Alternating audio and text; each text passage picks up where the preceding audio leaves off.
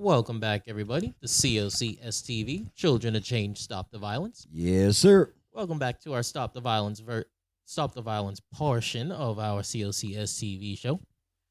Today, we're going to be talking more about instances as well as events that have been taking place within our environment. Who's been bringing it up? What's their purpose? And what? How does it feel? And what does the impact mean for us?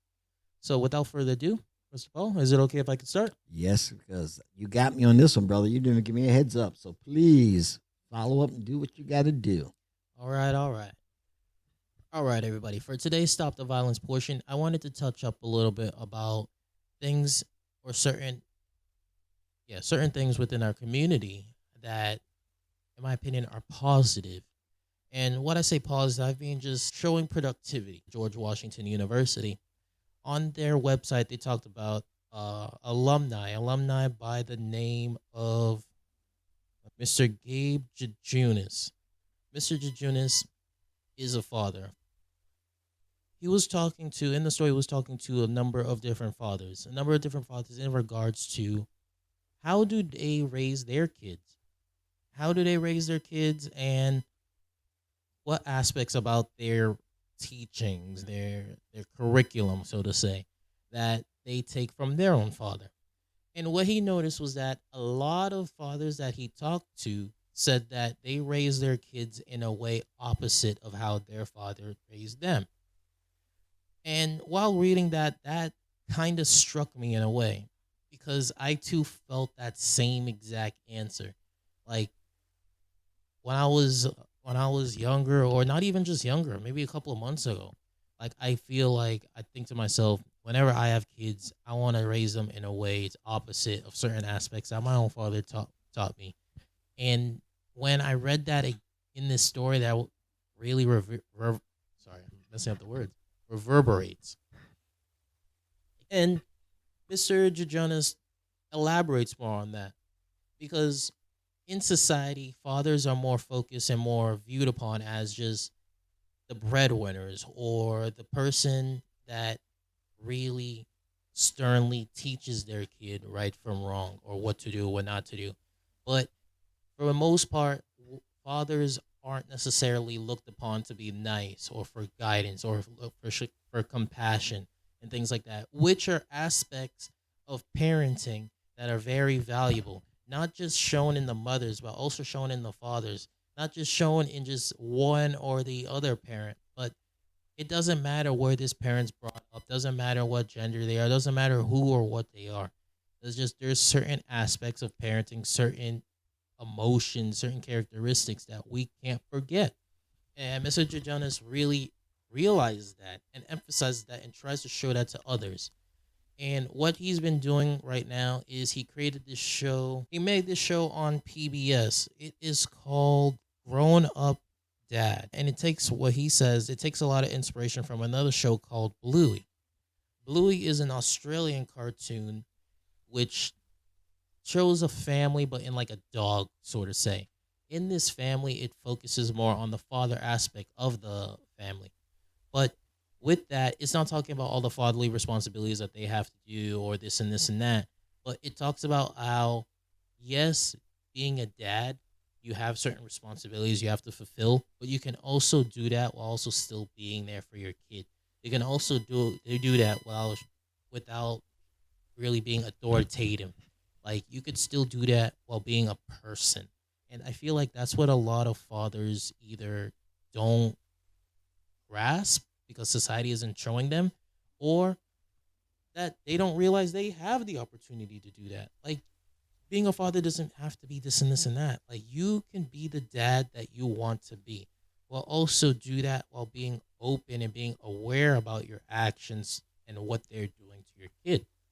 And I feel as though a lot of fathers, if you notice something that you don't like, either with the way that you raise your kid or the way that you're expected to raise your kid,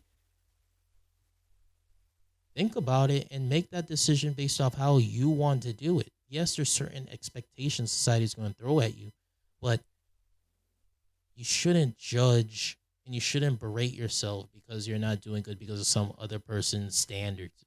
The way that you raise your family, the way that you live with your family, the way that you interact and love and cherish your family is the way that you do it. And that's one thing I really want to make aware for a lot of people is that with Father's Day coming up, there is no right or wrong specific way of how a father should be. There are certain guidelines that help, like bumpers on a bowling alley, but the family is the way that you and your family make it. Not how somebody else dictates how it should be. Well, Oh, any thoughts? yeah, man. It's like the light bulb just went off. I'm listening to you, and I'm hearing more of a dad should be more of a friend than a father figure, authoritarian, as you put it.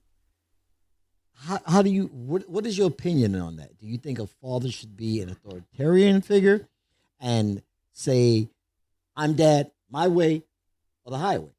Or they say, son, hey, I'm your friend, we're going to do this the way. Which one do you think really would work? With that, I want to say one thing. I might be coming at it differently, or I might have the wrong interpretation, but you're taking what I said exactly how a dad would. Exactly, because I'm a dad. So of course I'm going to take it that way. That is not exactly entirely what I was trying to say. Not you have to be a friend in order to get through, but you don't have to be a dick about raising your kid. You can still be firm, but you still don't have to be an asshole. You can still be there and still tell them like this and this and that, or like I would do this, or I would do that. But you don't have to be super stern like a dictator, but also you don't have to be so soft. Right. Like I stated, there is no right or wrong way. And being a parent, you're gonna figure out what the best way to do it as a parent. Unfortunately, bro, here's the dilemma with that. Over a decade ago, the courts came out and said, as a parent, you no longer have a right to have the authoritarian figure in your child's life. You cannot put your hands on your child. And if you notice within the last 10, 15 years, the generation has changed. Unfortunately, I'm a dad. And as a father, I grew up in an era where kids were fearful. When mom said, wait till your father gets home, that was your greatest fear. The courts took that away. So now these kids have nothing to fear. There's no consequences. There's nothing to say, oh, well, I'm going to take Xbox away. So? Take your phone away. So? Big whoop. There's nothing to demand respect. There's a lot of kids out here growing up with respect, with that new era. But 80% of them are growing up in a time where there's no fathers at home. 2, there's no respect at home because there's no father in that home. To me, there's a lot of kids growing up now without dad. I grew up in a home, thank God, with a father. So I knew what that meant when mom said, wait till your father gets home. I started crying because I knew my ass was going to get whooped. After my father beat my ass, trust that I never did what it was that I got the ass whooping for again. These kids nowadays, bro, I grew up in a time where the teachers invited the parents to come to class, whoop your kid's ass in front of the rest of the classroom. So now that kid was so embarrassed and so fucking distraught because they got their ass whooped in front of the whole class and all their friends. They damn well never did it again. But if you thought about doing some shit like that now, you're going to jail. So these kids, if you see the bullying, you see the amount of disrespect for teachers, for each other, the fathers have lost the respect. When you see kids tell the father, go fuck yourself, and the father don't knock your teeth out, they've lost the respect of the children. I'm not I'm not gonna delve too much on this because this is a sensitive matter. But what I will leave you with this is that you are. I'll give you 5 on that. I'm not agreeing with you, but I'm not disagreeing with you. But we gotta have our disagreeing points. What I will leave you with this is that is an old understanding, but also it is an understood understanding. Right. Yes, punishment did help with helping kids behave, but it is not the only way to get to kids. Okay. It is helpful and is a great go-to and it's quick, but just because there's a lot of kids these days that don't respect parents just as well as they did in the 70s and 80s doesn't mean that they show unrespect. It also doesn't mean that whipping was also the way, and it also doesn't mean that like the way that parents are raising that kids right now are wrong. I gotta ask you. How many ass whoopings you got? That's besides the question. No. How many ass whoopings you got? Because brother, I got a whole lot of ass whoopings. Not a lot. Made me a better man. Not a lot because Made it doesn't take whipping per se to make somebody a better person. It depends on how they're raised and the aspects they're raised that depend and make a person. Without that solid background, maybe not the ass whooping, but without that solid background and instilling respect, there's never going to be respect in that household. And it carries on to school. It carries on to friends. It carries on into adulthood because you didn't learn respect at home. And if you don't learn that respect, to say, perfect example, I'm from New York. Growing up, when an old lady, pregnant woman, female just got on a train, got on a bus, got on anything. As a young man, you got your black ass up and you please have the seat. These little fuckers nowadays, they look at a pregnant woman like, I ain't get my seat up that bitch. You out of your mind?